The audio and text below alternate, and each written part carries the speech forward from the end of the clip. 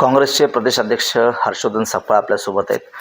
दादा, 2 दिवसापूर्वी चंद्रपूर महानगरपालिकेची निवडणूक झाली आणि आज परभणीची निवडणूक झाली. मात्र या ठिकाणी उद्धव बाळासाहेब ठाकरे गटाचा महापौर झाला आणि काँग्रेसचा उपमहापौर झाला. चंद्रपूरमध्ये तुम्हाला मदत मिळाली नाही तिथे उभाठाकडनं, मात्र आज तुम्ही उभाठाला मतदान केलं, काय सांगाल? निश्चित सर्वात आम्ही भारतीय जनता पक्षाच्या विरोधात आहोत आणि जसं बोलू तशाच पद्धतीने आम्ही वागू, या आमच्या धोरणात्मक भूमिकेच्या अनुषंगानं आणि इंडिया अलायन्सचा उभाटा हा घटक पक्ष आहे त्या अनुषंगानं आम्ही आज त्यांना मतदान केलेलं आहे.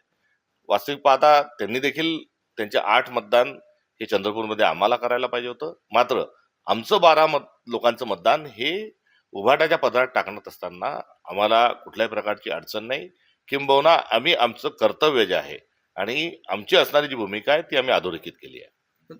पण एरवी अशी चर्चा होती की उद्धव बाळासाहेब ठाकरे गट काँग्रेसला मतदान करत नाही.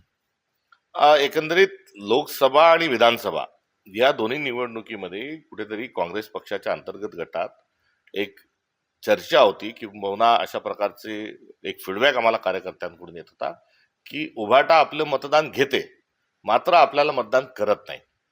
या एकंदरीत असणाऱ्या आर्ग्युमेंटला चंद्रपूरमध्ये मतदान आम्हाला न देणं आणि परभणीमध्ये घेणं, या घटनेमुळे त्या जुन्या विचाराला आणि जुन्या असणाऱ्या आमच्या पक्षातील एक मतप्रवाहाला आज या निमित्तानं पुष्टी मिळालेली आहे. म्हणजे आता ज्या निवडणुका झाल्या विधानसभा लोकसभा, त्यामध्ये सुद्धा अशीच परिस्थिती झाली असेल. त्या दोन्ही निवडणुकांमध्ये अशा स्वरूपाची एक फीडबॅक हा कार्यकर्त्यांकडून पक्ष पातळीवर येत होता आणि या दोन्ही घटनांचा संदर्भ बघत असताना त्या विचाराला कुठेतरी पुष्टी मिळाली आहे. आता चंद्रपूरमध्ये तुमचा महापौर होऊ शकला आणि मात्र या ठिकाणी झाला असता अशी काहीतरी चर्चा परभणीमध्ये होती, तरी सुद्धा तुम्ही उपमहापौर पद घेतलं. आज सकाळी 10:30 वाजता काँग्रेसच्या सर्व नगरसेवकांना उभाटाला आपण मतदान करावं या प्रकारच्या स्पष्ट स्वरूपाच्या सूचना आम्ही दिल्या. त्याआधी भारतीय जनता पक्षासोबत कुठल्याही परिस्थितीत आपल्याला जायचं नाही, ही काँग्रेस पक्षाची मूळ भूमिका जी आहे ती आम्ही अधोरेखित केलीच होती. वास्तविक पाहता आम्ही जर ठरवलं असतं तर आज काँग्रेसचा महापौर किंबहुना उपमहापौर देखील हा काँग्रेसचाच बघायला मिळाला असता. मात्र त्यासाठी ज्या तडजोडी कराव्या लागल्या असत्या त्या तडजोडी करण्याची आमची अजिबात तयार नाही. आम्ही आमच्या विचारांकरता, राजकीय भूमिकेकरता सत्तेला लाथ मारू, मात्र आम्ही विचाराशी कधी प्रार्थना करणार नाही. ही काँग्रेस पक्षाची असणारी जी भूमिका आहे, या भूमिकेचा आज प्रचिती या भूमिकेची आज परभणीच्या निकालाच्या अनुषंगाने आली आहे.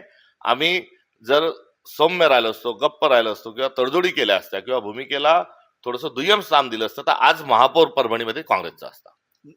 चंद्रपूर प्रकरणावरून खासदार संजय राऊतांनी टीका केली होती की काँग्रेसची लाच सुद्धा काढली होती का?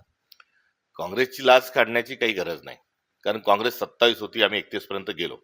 लाच कुठे गेली तर 8 जे उभाटाचे जे नगरसेवक होते 8 जणांनी थेट स्वरूपामध्ये भारतीय जनता पक्षाला मतदान केलं आणि इथे लाच गेलेली आहे, इथे लाच घालवलेली आहे.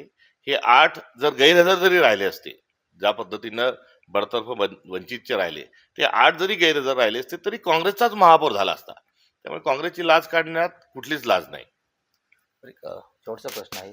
संजय देशपांडे म्हणतात की म्हणजे चंद्रपूर प्रकरणावरून उभाठाच्या प्रत्येक नगरसेवकाला 1-1 कोटी रुपये दिले होते आणि इतरही ऑफर देण्यात आल्या होत्या. ही खुलेआम चर्चा आहे. चंद्रपूरचा महापौर जो आहे हा सुधीर मुनगंटीवारजींचं घर खूप महाग आहे असं म्हणतात. ते सर्वात महाग वस्तू कोणची तर त्यांचा काही निवासस्थान असल्याची एक चर्चा आहे. तर ते जेवढं महाग आहे त्याच्या खालोखालच आज महापौर महाग किमतीमध्ये पडलं अशी जी चर्चा आहे. त्या अनुषंगानं मोठा घोडे बाजार जो आहे हा चंद्रपूरमध्ये झाला आणि जे चूक आहे त्याला चूक म्हणण्याचं धारिष्ट हे सर्वांनीच दाखवलं पाहिजे. आम्ही तर ते चुकीला चूक म्हणतच आहोत. नक्कीच. तर हे होते काँग्रेसचे प्रदेशाध्यक्ष हर्षवर्धन सपकाळ. कॅमेरामन निलेश देशमुखसह गणेश सोळंकी, TV9 मराठी, बुलढाणा.